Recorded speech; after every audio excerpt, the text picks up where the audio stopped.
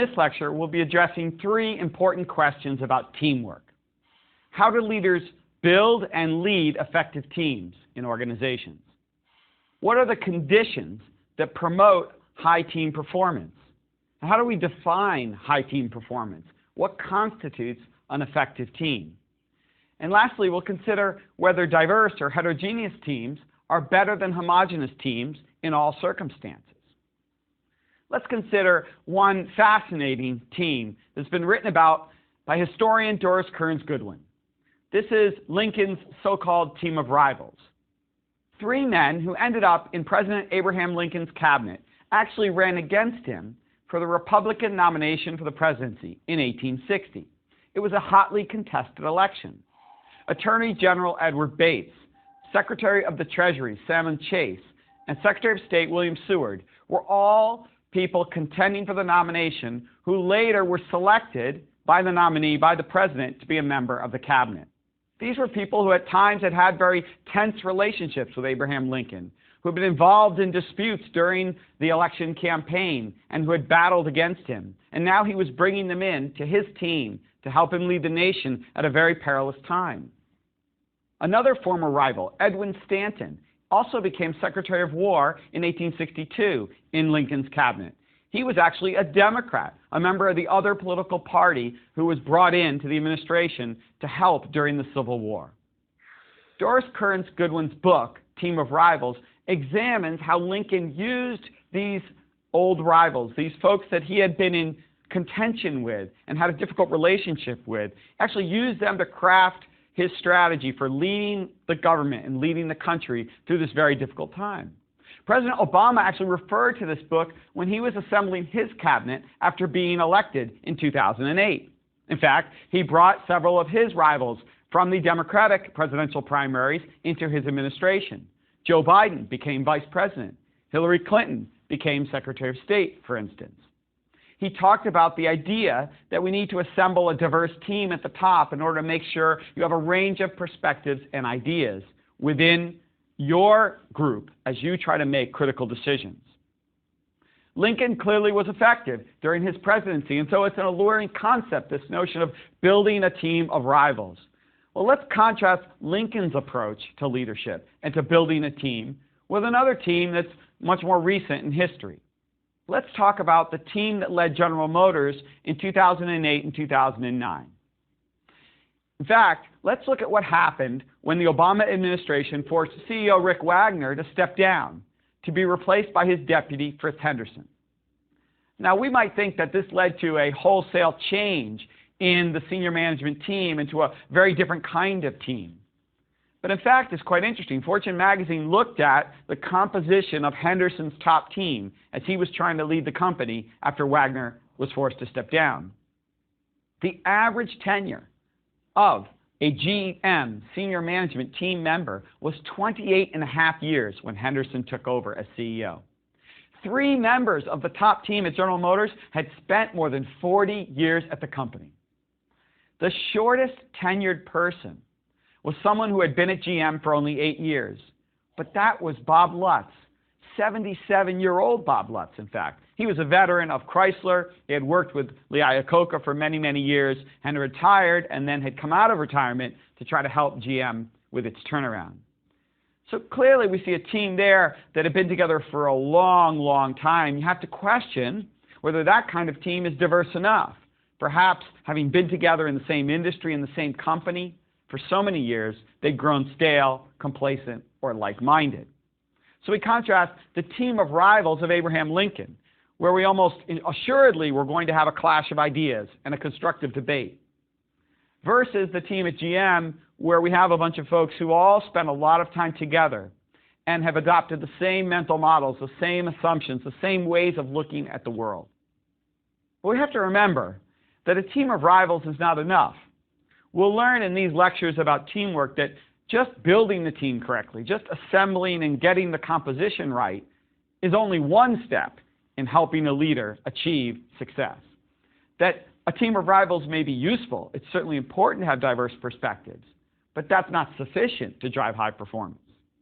Moreover, in the next lecture, we'll look in some detail at some of the perils of a diverse team, What kinds of obstacles and roadblocks do they face when they confront some of the challenges associated with diversity and with rivals being together within a group? As we think about teamwork, I'd like to look at some of the scholarship of Richard Hackman, a professor of psychology at Harvard who is an expert on teams. And he's done a really nice job of outlining 4 key myths that many people hold with regard to teamwork. And that'll form a nice basis for our start in looking at how leaders can build and lead effective teams. First, he points out that there's a myth that group harmony will actually enhance team effectiveness. Well, as Hackman points out, in fact, what we'd like to see is some dialogue and debate. We'd like to see people not always worried about getting along, but actually engaging in an exchange of ideas, and at times having to confront one another. The second myth, that the leader's style serves as a primary determinant of team effectiveness. Hackman points out, and as we've talked about in earlier lectures, that style alone is certainly not going to guarantee success, and that many different styles can work in all sorts of different situations. The third myth is that large teams outperform small teams because you'll have a greater knowledge base, more diversity, more resources to tap into, and you'll be able to build better buy-in because you have more representation from the organization on the team. In fact, the research shows that often managers build teams that are far too large, and that smaller teams would be much more effective.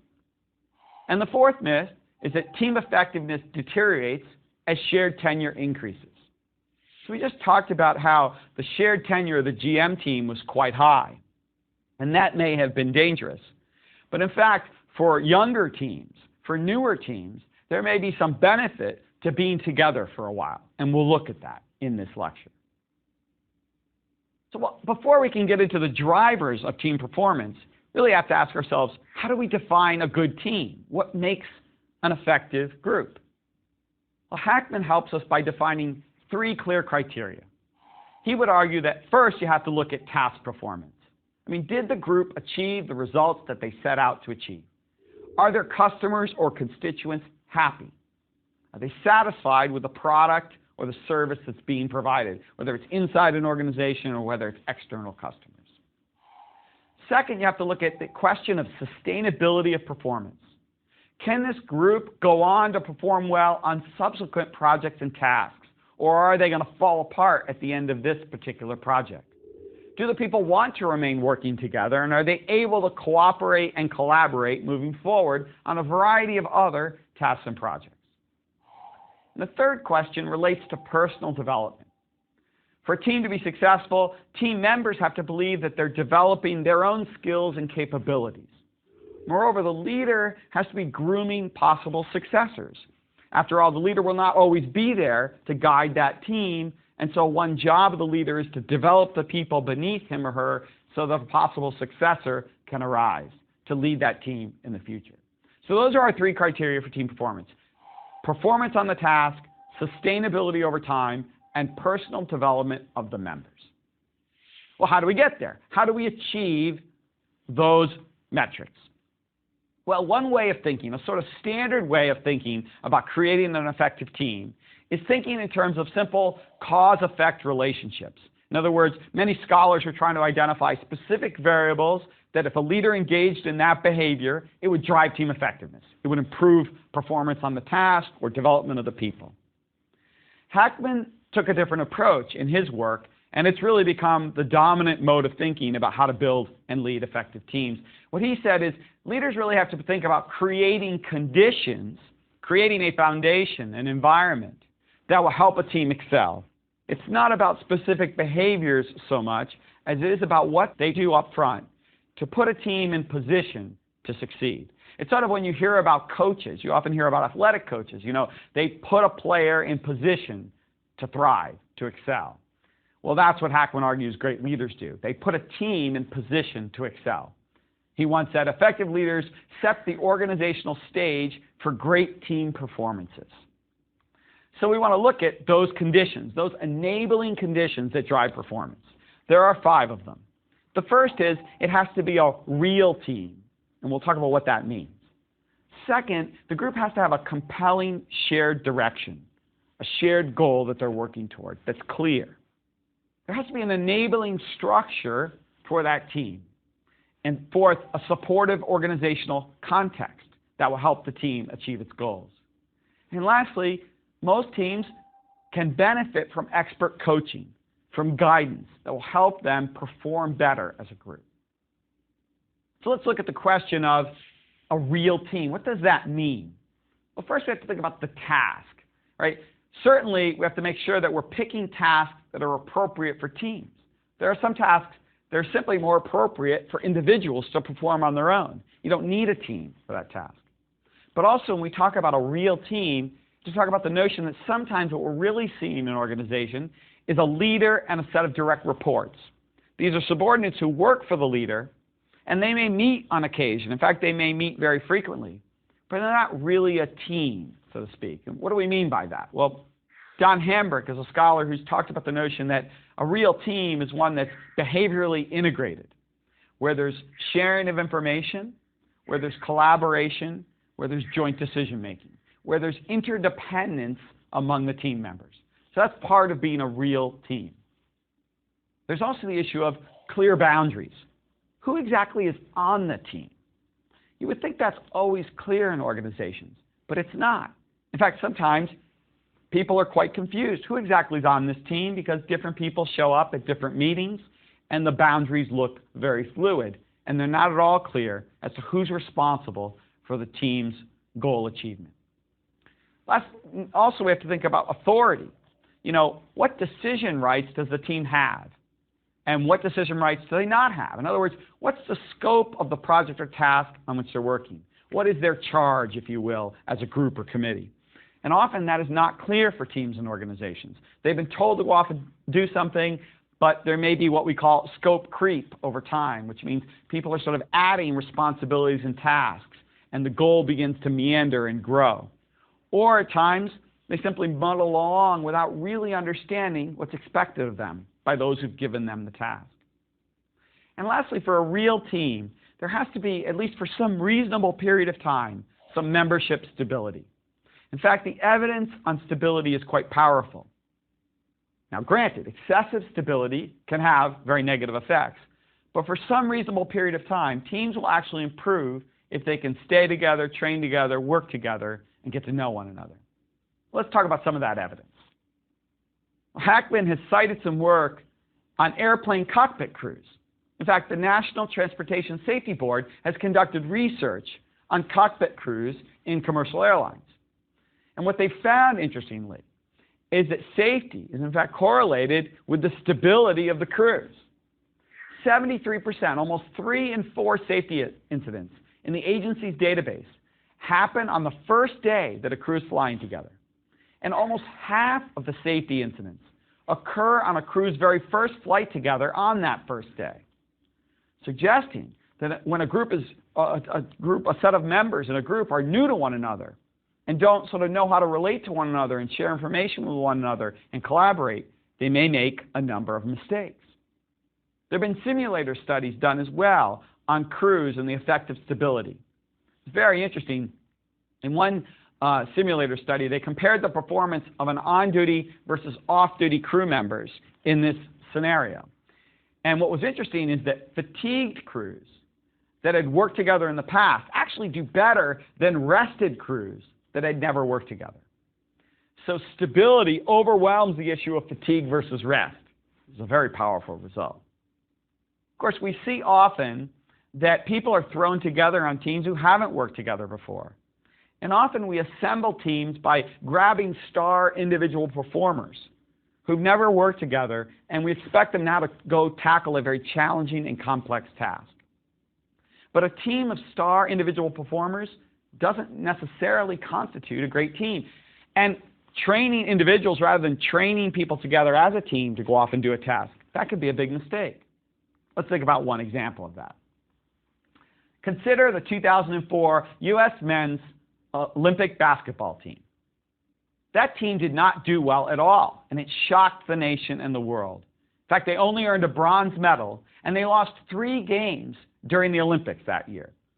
3 games, that was more than the USA team had lost in its entire history up until that point. Now, did the team have star individual performers? It certainly did. Allen Iverson was on the team. He'd won multiple NBA scoring titles. He was a MVP, a most valuable player of the National Basketball Association. Tim Duncan was on the team. His team, the San Antonio Spurs, had won 2 National Basketball Association championships, and he twice had been named that league's most valuable player for an entire season. Dwayne Wade was on the team. He soon thereafter would take his team to the championship in the National Basketball Association. And LeBron James was on the team, a former Rookie of the Year in the NBA and someone who would go on to win multiple Most Valuable Player awards. So this team had wonderful, amazing individual performers, but they struggled badly. Did they complement one another's skills? Had they played together before? Did they understand each other's roles clearly? The answer is clearly not. In fact, some criticized the team for having lots of stars and no role players. And they were criticized for the fact that they didn't really train or play together much before running off to the Olympics to try to compete against teams that had played together for many, many months and sometimes years. Those teams may not have had the talent of the U.S. team on an individual basis, but as teams, they were collaborating and working together much more effectively. So we learn that some stability is important. Why is it that stable teams excel? Well, first, they don't waste time and effort trying to get oriented with one another.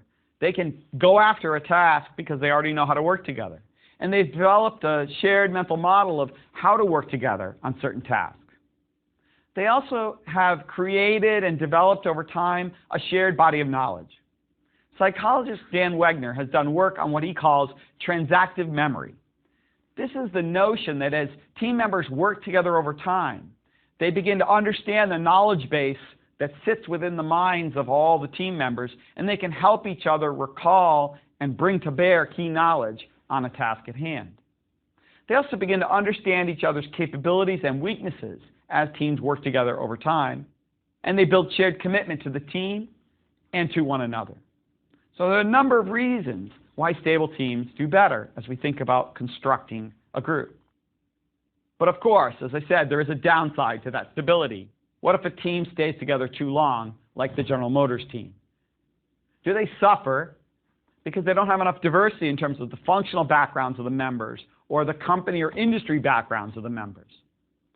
Perhaps then there may be a curvilinear relationship between stability and performance. In the beginning, performance increases as we have more stability, as the members work together for some time. But perhaps at some point that peaks, and then stability begins to have negative effects. If a team stays together too long, performance begins to decline. I'll note one other point, which is that for the cockpit crews, stability may be very beneficial, but executive teams are very different than work teams such as a cockpit crew on a commercial airline. Executive teams are facing much more ambiguous tasks and much more dynamic environments at times where perhaps they need the kinds of creativity and the kinds of innovative problem solving that would require less stability and more diversity over time. We don't know for sure, but some have speculated that may be the case. Well, teams not only need to be real teams, but they have to have a compelling shared direction. They have to have a clear goal. Clear, challenging, and consequential. Why is this important? Because challenging, clear, and consequential objectives can help energize and engage people on a team. Now remember, there's a difference between everyone on a team having the same goal versus having a true shared direction. Think about climbing a mountain. Everyone may wish to get to the top, may be striving to get to the summit. They all have the same goal. But is it a shared goal? Do they care about their fellow team members getting to the top? If they don't, then it's a very selfish goal, even though it's the same objective they all hold. A shared objective would be, suppose they were trying to get their nation's flag to the summit, to be able to put it in the ground and show it to the world. And then if they didn't care which individuals actually got to the top, they just cared about getting the flag to the top, that would be a compelling shared direction, not a series of selfish individual goals. And the last thing we have to think about with regard to compelling shared direction is the issue of, as you set a direction for a team, are you setting direction with regard to the end goal, Or are you setting direction with regard to the ends, the way that they have to get there? Most effectively, we usually, when we set up teams, we'd like to specify the goals, but not the means of getting there. We want the team members to figure out what the best strategies are for achieving that goal. Sometimes, though, in organizations, as teams are assembled, we begin to micromanage and specify the means by which they should achieve the goal. And that can actually harm performance in many instances. Teams need an enabling structure, the third key element of team design. And there's sort of two key dimensions of enabling structure. There's issues with regard to the composition of the team, but also with regard to the core norms of conduct. That is to say, what are the ground rules by which people are going to engage with one another? There are three key mistakes, I think, that teams often make, that leaders often make as they build teams, as they compose them. First, they put too many people on the team. They make the team too homogeneous, too many people with similar backgrounds. And they assume that everyone knows how to work in a group. And therefore, they focus a lot on technical skills in picking the members, instead of focusing on interpersonal skills, on finding people who will be able to work well with others. What is the optimal size of a team? It's a question I think every leader must consider, because most teams I've experienced have far too many people in them.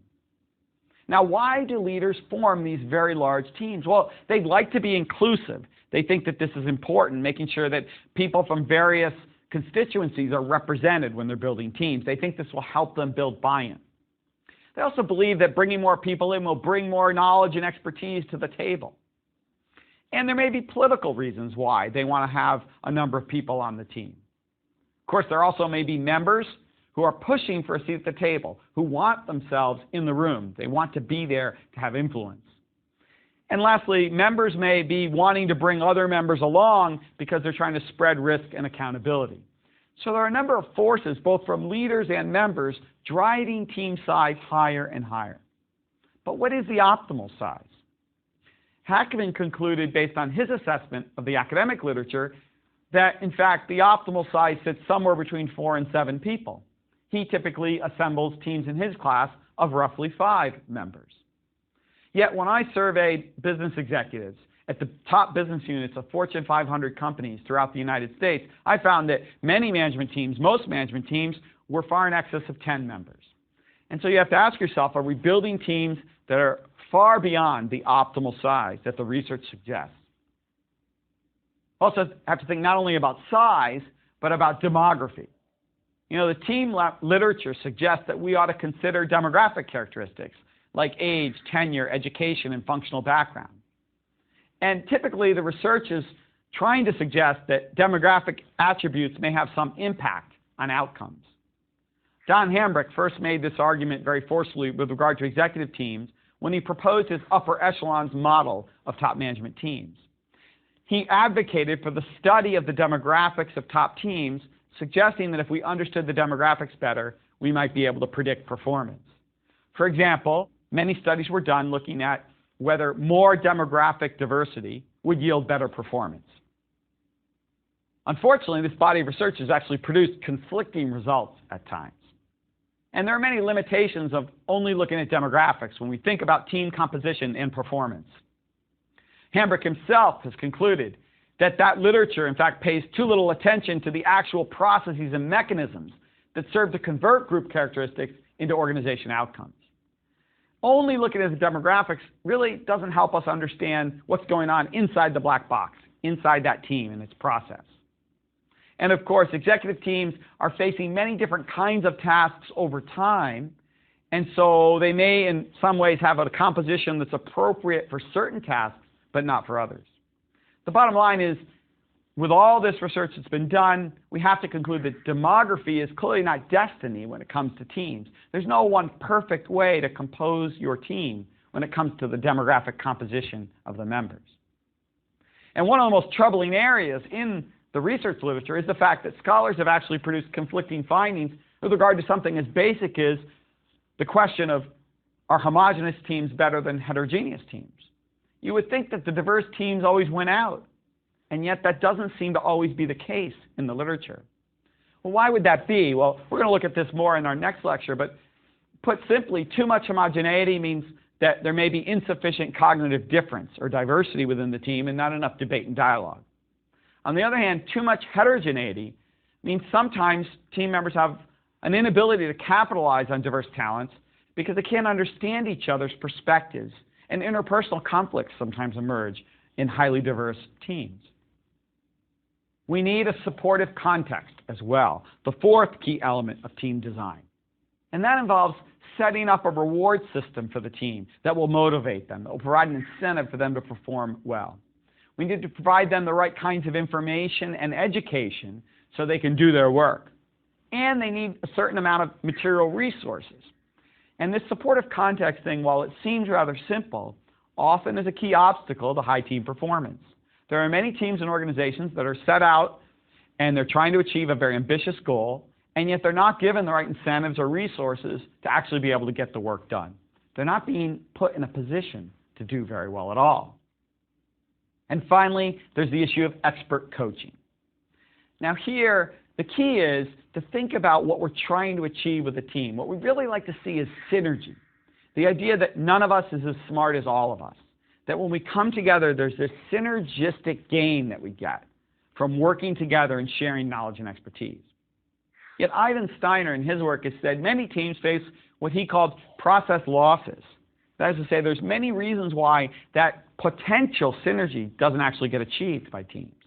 And so expert coaching can focus on three key areas where process losses occur and try to reverse them and turn them into gains. First, there's an issue with regard to effort in teams.